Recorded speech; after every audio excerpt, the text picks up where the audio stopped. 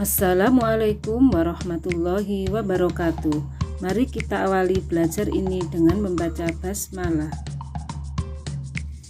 Toharoh menurut bahasa artinya bersuci, sedangkan menurut istilah, toharoh adalah menyucikan diri dari badan, pakaian, serta tempat dari hadas dan najis.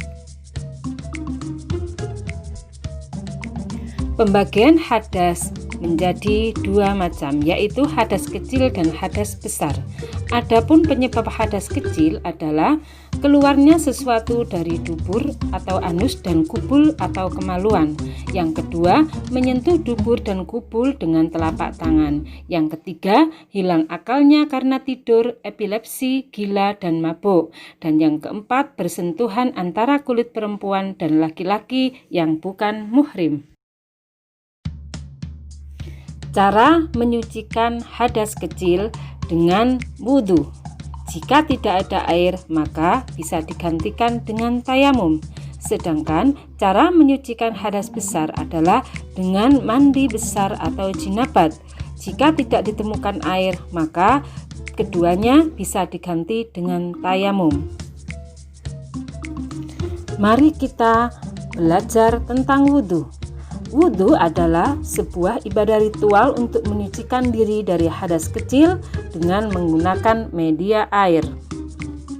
Hukum wudhu ada dua macam. Yang pertama wajib apabila hendak sholat, dan yang kedua apabila hendak tawaf di seputar Ka'bah. Sedangkan yang kedua hukumnya sunnah apabila mengulangi wudhu untuk tiap sholat, menyentuh kitab-kitab syariah seperti tafsir hadis, fikih, dan lain sebagainya. Kemudian ketika akan tidur, sebelum mandi dan janabah, ketika marah, ketika membaca Al-Quran, ketika melantunkan adzan dan iqamah, berzikir, khutbah, dan ziarah ke makam. Rukun wudhu: 1. Niat. 2. Membasuh muka. 3. Membasuh kedua tangan sampai siku. 4. Mengusap sebagian kepala. 5. Membasuh kedua belah kaki sampai mata kaki. Dan yang keenam adalah tertib. Adapun syarat sah wudhu: yang pertama Islam, 2. Mumayyiz atau dapat membedakan baik dan buruk, 3. Tidak berhadas besar, 4. Dengan air yang suci dan menyucikan, 5. Tidak ada penghalang air sampai ke kulit, dan yang keenam mengetahui mana yang wajib dan mana yang sunnah. Sunnah wudhu: membaca basmalah sebelum wudhu, membasuh kedua tangan sampai pergelangan tangan, berkumur-kumur, istinsyaq dan istinsyar, memasukkan air ke hidung, berkumur-kumur, bersiwak, membasuh sela-sela kedua tangan dan kaki, meresapkan air ke jenggot apabila mempunyai jenggot, membasuh seluruh kepala dan membasuh kedua telinga, membasuh masing-masing 3 kali, mendahulukan yang kanan, tahlil, membaca doa setelah wudhu. Coba perhatikan hal-hal yang membatalkan wudhu. 1. Keluarnya sesuatu dari kubul maupun dubur. 2. Tidur yang tidak tetap tempat duduknya. 3. Hilang akalnya sebab gila, pingsan, mabuk, dan tidur nyenyak. 4. Bersentuhan kulit antara pria dan wanita. 5. Bersentuhan kemaluan, menyentuh kemaluan dengan telapak tangan maupun jari.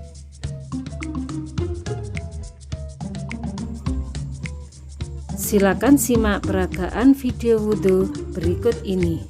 Bismillahirrahmanirrahim. Maka hadapkan kita ke kiblat, kemudian baca basmalah, Bismillahirrahmanirrahim. Kemudian sunnah berikutnya yang bisa kita lakukan adalah membasuh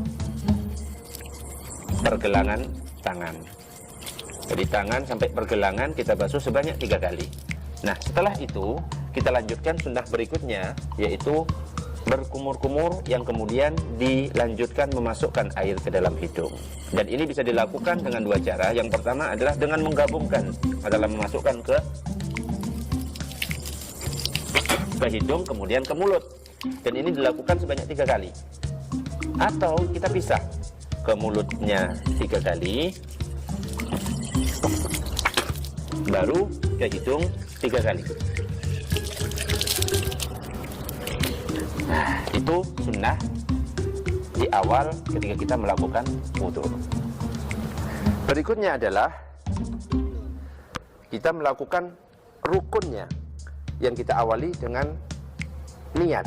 Kita disunahkan untuk melafalkan niat. Nawaitul wudu'a li raf'il hadatsil asghari fardhulillahi ta'ala. Tetapi yang wajib adalah yang ada di dalam hati. Jadi ketika kita membasuh wajah, barengkan ketika kita membasuh wajah dengan niat yang ada di dalam hati, saya berwudu karena menghilangkan hadas kecil karena Allah. Dan batas wajah itu adalah dari tempat tumbuhnya rambut sampai di bawah dagu. Sedangkan lebarnya adalah mulai dari telinga sampai telinga. Dan dianjurkan dari atas ke bawah. Kemudian jangan lupa untuk meratakan. Semua yang ada di bagian wajah wajib kita basahi semua. Jadi mulai dari ujung tempat tumbuhnya rambut sampai ke bawah juga harus basah. Kemudian dari kuping kanan ke kuping kiri juga harus basah. Setelah itu, berikutnya adalah membasuh tangan. Dianjurkan kita awali dengan tangan kemudian sampai siku. Nah, kemudian kita ratakan. Dan ini dilakukan sebanyak 3 kali. Begitu juga dengan tangan yang kiri. Kita lakukan dari tangan sampai ke siku dan dilakukan sebanyak 3 kali. Semua yang ada di tangan, baik itu berupa daging tambahan ataupun rambut yang ada di tangan, itu wajib basah semuanya. Kemudian ada sunnah, yaitu tasbik, mengumpulkan tangan kanan dan tangan kiri. Nah, setelah itu baru kemudian kita mengusap kepala. Cara mengusap kepala, kalau dalam mazhab Syafi'i bisa kita lakukan sebagian dari kepala. Misalnya di ubun-ubun boleh, atau di bagian manapun juga boleh. Tetapi yang afdol adalah, yang utama adalah mengusap seluruh kepala semuanya. Dan ini sunnah dalam mazhab kita, mazhab Syafi'i, seperti ini. Jadi caranya adalah setelah tangan kita basahi, maka jempol kita letakkan sebelah sini, kemudian jari tengah diletakkan sebelah sini, kemudian diputar ke belakang, langsung ke depan lagi. Dan ini dilakukan sebanyak 3 kali. Berikutnya dilanjutkan dengan sunnah berikutnya, yaitu mengusap telinga. Mengusap telinga itu adalah kita basuh tangan kita, setelah basah maka masukkan telunjuk kita itu ke bagian dalam telinga, dan kemudian kita bersihkan lipatan-lipatan yang ada di dalam telinga, lalu kita lanjutkan bagian belakang dengan ibu jari. Nah, ini kita lakukan juga sebanyak 3 kali. Nah, ini contohnya. Lakukan sebanyak 3 kali. Kemudian jangan lupa untuk memastikan bahwa telinga kita basah, ada kesunahan yaitu dengan mengusap tangan kemudian diletakkan di telinga. Nah, itu tentang telinga. Lalu kita lanjutkan dengan membasuh kedua kaki. Dan kaki ini kita awal dari kaki kemudian sampai mata kaki. Dianjurkan dilakukan sebanyak 3 kali. Seperti ini. Kita basuh sampai sempurna. Yang kanan 3 kali, kemudian juga yang kiri sebanyak